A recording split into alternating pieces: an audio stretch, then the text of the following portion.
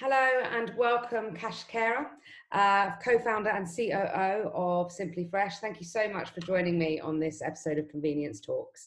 For those who don't know your stores, your brand, or indeed you, could you please just explain exactly who you guys are and what you do?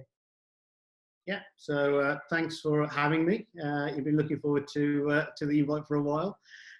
So my name's Kash Khera. I'm COO of Simply Fresh and co-founder. Simply Fresh are a symbol group, 95 stores. We also operate stores ourselves, so retailers as well. So get to see sit on both sides of the fence. And we operate three brands. One is a small format called Little Fresh. Then we've got more of a traditional convenience store, a little bit more value-led called Simply Local. And then our main brand, which is Simply Fresh, which is a little bit more premium and focused on healthier products.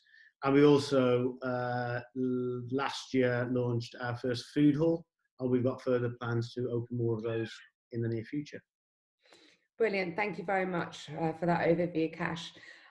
So tell me, and I don't want to dwell on this too long because obviously we're now quite far into this lockdown situation, but the initial impact on your businesses must have been huge. What did you do? What were your first actions? So initially, it was really all about making sure that colleagues were safe. So safety first for colleagues, and then obviously looking at the safety for the consumer as well. Very quickly thereafter. So to be fair, it wasn't probably that challenging initially to put safety measures in place, because it was a lot of putting screens in and making sure that staff have got PPE and making sure that there was good signage around the store, one-way systems and everything that you've seen essentially, and cleaning stations and hand sanitizers. For us, what we thought would be the challenge would be ensuring that the consumers followed the right procedure.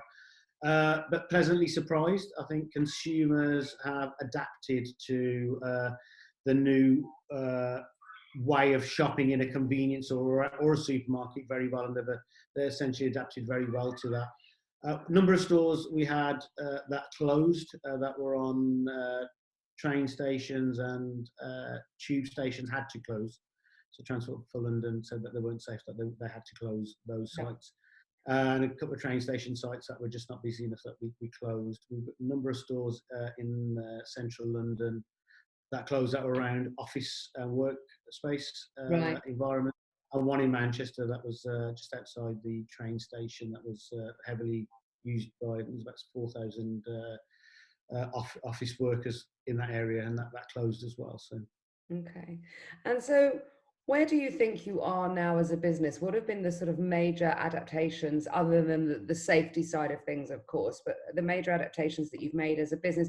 And presumably, because you've got those three different brands, have you had to put different sort of controls in because of the three different brands, maybe because of the sizes of stores, etc.? Where is the business now? So now, in terms of the messaging for the stores, each store size has essentially had the same sort of messaging put into them. So obviously, it changes by brand. So it's kind of be adapted and aesthetically be for the brand.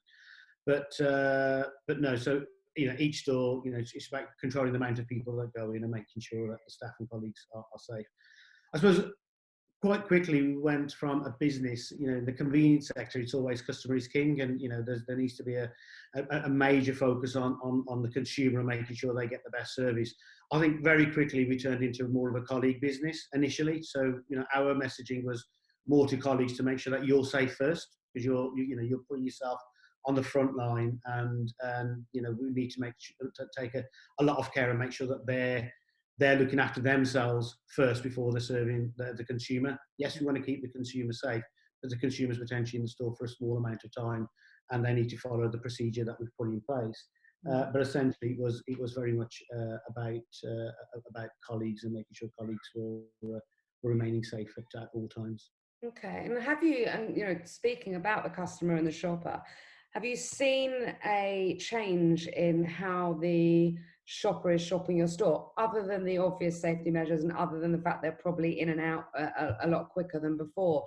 But you know, are different categories coming into play? You know, are you looking at totally different baskets from you used to have? Yeah, no, absolutely. I think it's changed immensely. So I think what we're definitely seeing is bigger basket spends. Initially, we saw a big spike in new customers, so footfall went up initially when there was an initial panic to get stock, and then since then we've seen footfall kind of settle down back to normal levels, but the basket spends increased massively, where the consumer is wanting to do fewer trips. There's definitely a lean more towards local shopping, so not potentially going to the larger supermarkets and having to queue outside a supermarket for a lot of time. We're also not going to more of the mults, where they know that the multiples are generally quite busy anyway. So even the multiple convenience stores were creating a lot of queues.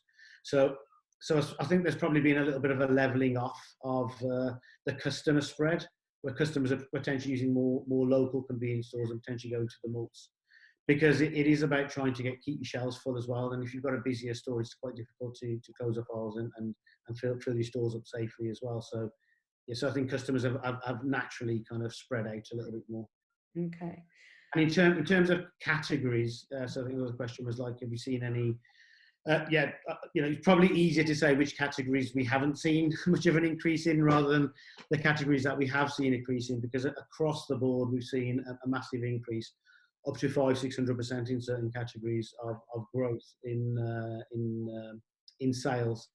So I think the ones that we haven't seen a huge growth in is probably stuff like subcategories like deodorant and kind of, you know, hairspray and stuff like that, because not a lot of people leaving the house so much, so there's probably not so much of a need to make sure that you're using loads of deodorant and your hair looks absolutely pristine. Obviously, there's categories.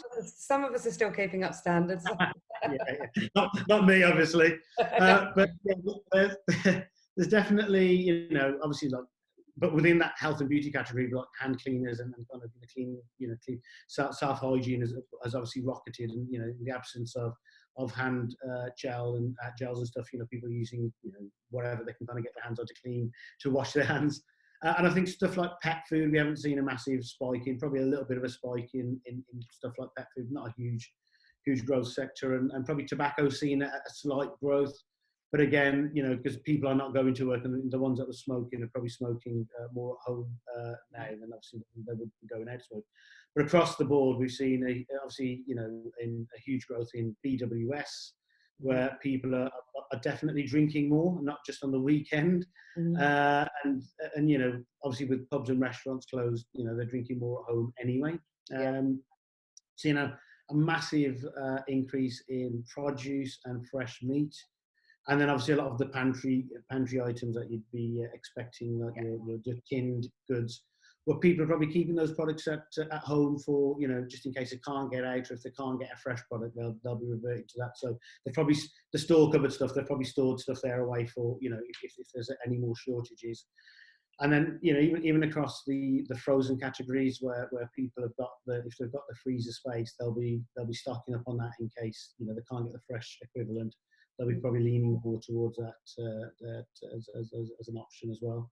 But certainly across fresh produce, fresh meat, BWS, and across the rest of the store, we've seen a huge increase. Even confectionery, as people you know, treating themselves a little bit more and snacking a lot more as well, and big bag snacking has grown a lot. We've probably seen quite a big decline in stuff like food to go and sandwiches. You know, there's a lot of stores that would have sold a lot of sandwiches that have just deranged them, or just taken them out of the store completely, or especially the stores more neighbourhood stores that might have had a meal deal on, and we're selling just a few sandwiches that have potentially deranged that category. And so, looking to the future then, and it's a difficult question to ask, but one that I tend to try to finish with on these convenience talk sessions. What changes do you think will stick in the future, and what does the new normal look like for the convenience industry, and indeed for Simply Fresh and the brands within that umbrella? Yeah, so I think that the consumer is really looking towards, am I medically safe? Yeah, so I think that they're looking at their health a lot more, and before they go out to a supermarket. So a lot of the consumers that have gone are choosing to shop locally are going to be looking at, am I medically safe? And then I think the other thing that they'll be really looking is, am I financially secure? Mm. So I think medically safe and financially safe is going to be two big topics for consumer going forward.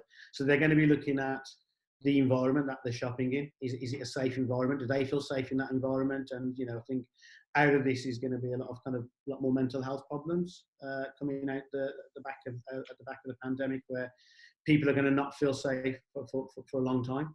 And we don't know how long this is going to go on for either. I mean, that's the key thing. But also they're going to be looking at, am I financially secure and financially safe? This is going to be a massive, I think financial downturn coming or already here or at our doorstep.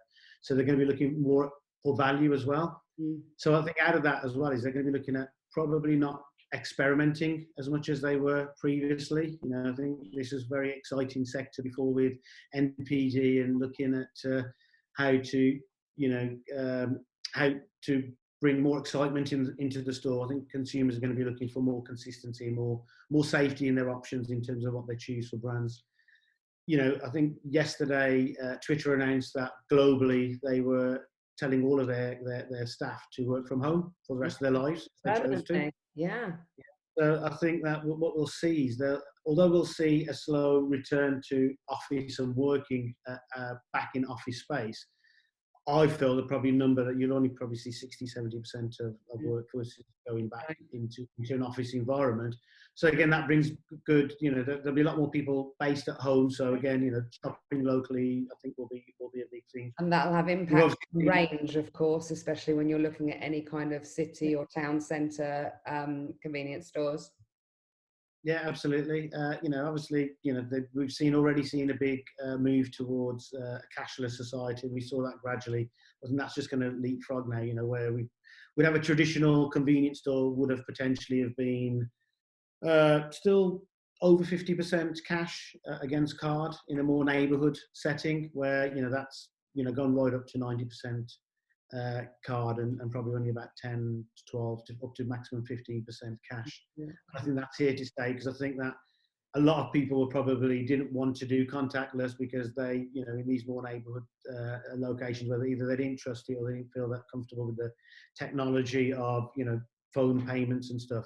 Well, now they've started to use it and they're going to continue to use it for some time now. They'll just become used to it. So I think I think overall that will be the biggest change, which will be going from cash to card and even on to contactless.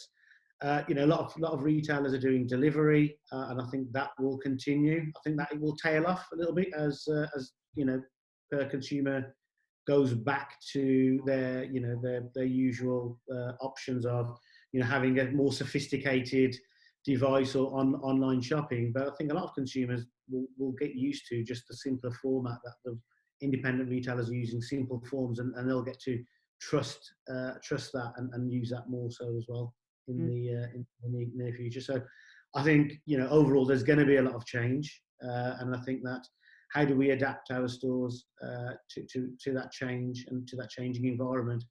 I think it'll be doing more of what we've been doing, but potentially bringing things to market a lot quicker. I think the retailers that have not made their stores safe will suffer, and consumers will not choose to shop there.